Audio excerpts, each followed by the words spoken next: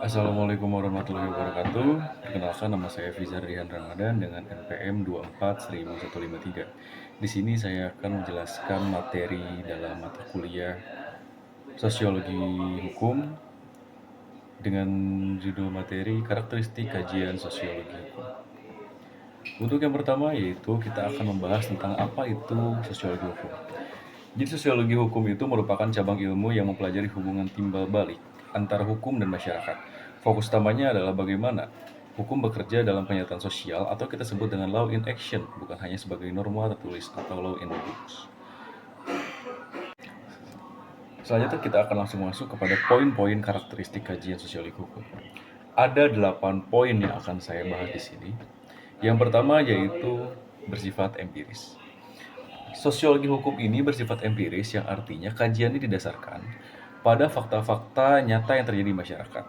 Fokus utamanya bukan hanya pada aturan hukum tertulis, tetapi pada bagaimana hukum itu dijalankan dalam kehidupan sehari-hari. Pendekatan ini bertujuan untuk mengetahui apakah hukum benar-benar efektif dan dipatuhi oleh masyarakat tersebut. Melalui sifat-sifat empiris ini, sosiologi hukum mengamati perilaku aparat penegak hukum dan masyarakat dalam berinteraksi dengan hukum. Misalnya, suatu aturan mungkin sudah jelas tertulis, tetapi dalam praktiknya sering dilanggar karena faktor sosial, ekonomi, dan budaya. Hal ini menunjukkan adanya kesenjangan antara hukum ideal dan kenyataan. Itu poin yang pertama. Poin yang kedua, yaitu law in action.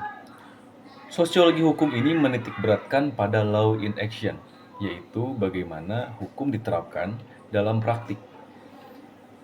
Kajian ini tidak hanya melihat isi dari aturan-aturan hukum, tapi juga bagaimana aturan tersebut dijalankan oleh aparat dan ditaati oleh masyarakat. Hal ini itu sangat penting karena seringkali terdapat perbedaan antara hukum dalam teori dan praktik. Misalnya, suatu undang-undang sudah mengatur larangan tertentu, namun pada kenyataannya masih banyak sekali pelanggaran yang terjadi. Sosiologi hukum ini mencoba memahami penyebab dari ketidaksesuaian tersebut. Poin yang ketiga, interdisipliner. Sosiologi hukum ini bersifat interdisipliner karena menggabungkan berbagai bidang ilmu dalam mengkaji hukum. Hukum tidak dapat dipahami secara utuh tanpa melihat aspek sosial, ekonomi, politik, budaya yang tentu mempengaruhinya.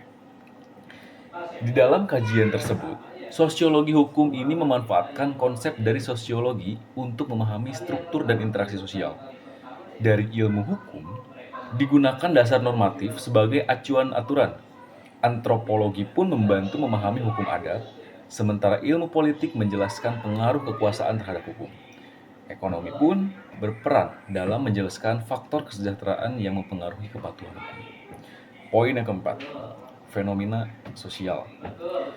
Karena sosiologi ini memandang hukum sebagai fenomena sosial yang lahir dan berkembang dalam masyarakat.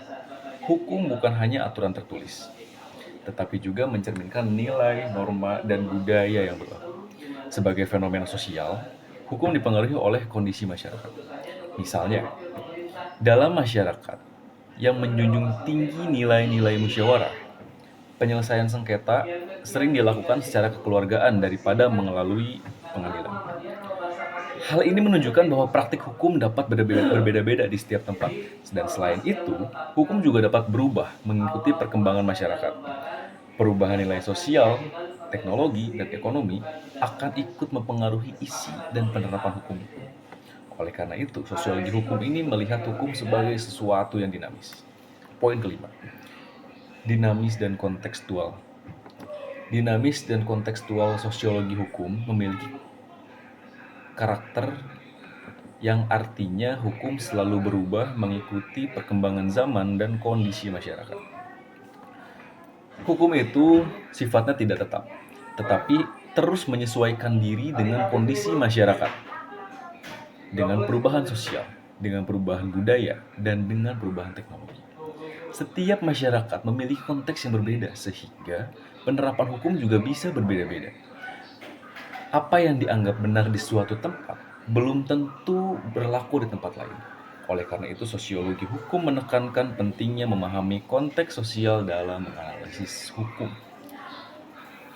Ya. Selanjutnya yaitu poin ke-6, yaitu efektivitas hukum.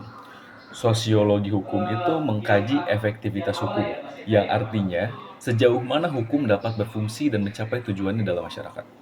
Suatu hukum dikatakan efektif jika dapat ditaati dan mampu mengatur perilaku masyarakat sesuai dengan tujuan yang diharapkan. Yang ketujuh, yaitu fokus pada perilaku hukum atau yang kita sebut dengan legal behavior. Sosial hukum menaruh perhatian pada perilaku hukum atau legal behavior, yaitu bagaimana individu dan kelompok berinteraksi dengan hukum. Kajian ini mencakup kepatuhan, pelanggaran maupun upaya menghindari hukum. Perilaku hukum dipengaruhi oleh berbagai faktor, seperti latar belakang sosial, ekonomi, pendidikan, dan budaya.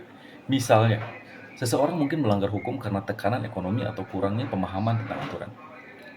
Dengan memahami perilaku hukum, sosiologi hukum dapat menjelaskan mengapa hukum tidak selalu dipatuhi. Hal ini penting untuk merancang kebijakan yang jauh lebih efektif dalam meningkatkan kepatuhan masyarakat. Dan poin yang terakhir yaitu kritis terhadap hukum.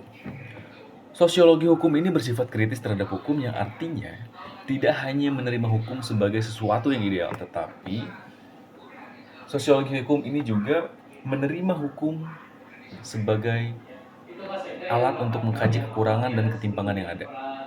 Kajian ini mempertanyakan apakah hukum benar-benar adil dan berlaku untuk semua orang. Begitulah sekilas penjelasan tentang materi karakteristik kajian sosiologi hukum. Dan hal ini tuh berkaitan dengan mata kuliah dalam Fakultas Hukum tentang sosiologi hukum. Demikian itu tadi penjelasan mengenai materi karakteristik kajian sosiologi hukum dalam mata kuliah sosiologi hukum. Saya ucapkan terima kasih banyak atas atensi yang diberikan oleh rekan-rekan sekalian. Saya Fizardian Ramadan dengan NPM 240153 pamit undur diri. Wassalamualaikum warahmatullahi wabarakatuh.